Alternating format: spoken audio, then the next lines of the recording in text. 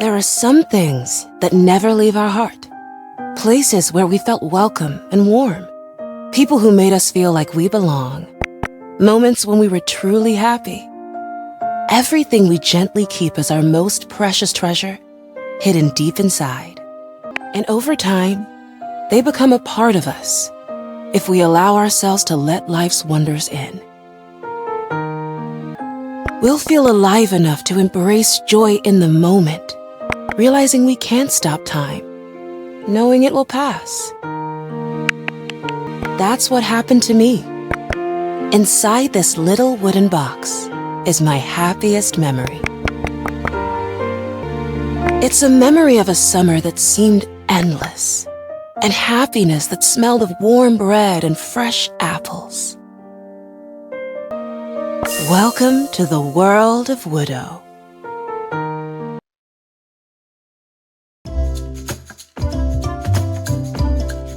Hi there, it's me.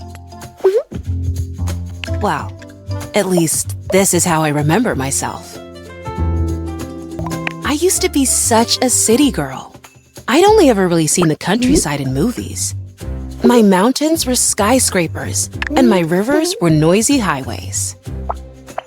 But I guess saying I lived in the city wouldn't be totally correct either. I spent most of my time online. Social media, chat rooms, online games, friends I had never met. Actually, I hardly ever left my own room. And why would I? I had the whole world at my fingertips. Well, a virtual one anyway. Mom and Dad always got me whatever device I wanted. I really had it all. My phone was pretty much an extension of my hand. But then one day, everything changed.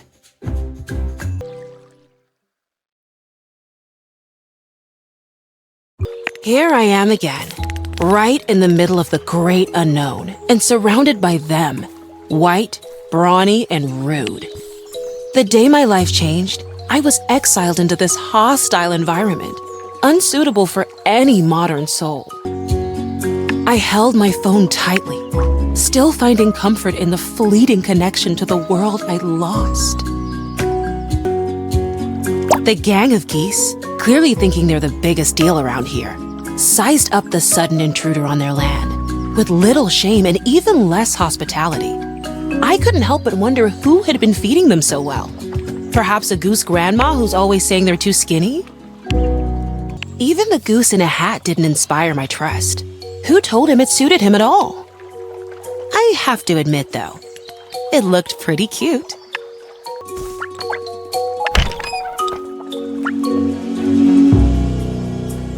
Closing the gate right in front of their round faces, I could finally catch a break, thinking for a second that it was the end of my troubles. Ha! Oh well. Ahead, there stood something dark. A living, breathing mountain next to a tiny, breathless fox. My looming fear took the wheel, revealing my next course of action to me. Touch the fence with my left hand, then my right, then this and that, and most importantly, in the right sequence. And then the mountain would allow me safe passage. And here, I was fighting that thieving goat for my own backpack, while even the goslings on the fence were loudly cheering for her and not me. I realized that reaching the cottage where I'm supposed to spend the entire summer wouldn't be as easy as I anticipated. Okay, Foxy, almost there. Press the backpack close, hold your breath, and tiptoe quietly. Why do they even need that dog when they already have the grumpy geese gang? Have you seen their teeth? Seriously, why do they need so many teeth? They're birds. If they have to flash them to me up close, why not in a nice and friendly smile? And they always looked so cute in the pictures. And that's how my first day went, full of joy, friendly faces, and the oh-so-warm welcome from the local residents. It's hard to describe what I felt at the time. The old world I knew was fading away. replaced by something so foreign I couldn't understand it, let alone love it. It was all new, uncomfortable and safe. A harsh transition. My old connections torn and the new still incomplete. I was afraid that this summer would change who I was, taking away the things I loved and relied on, that I'd lose myself entirely in this forsaken village.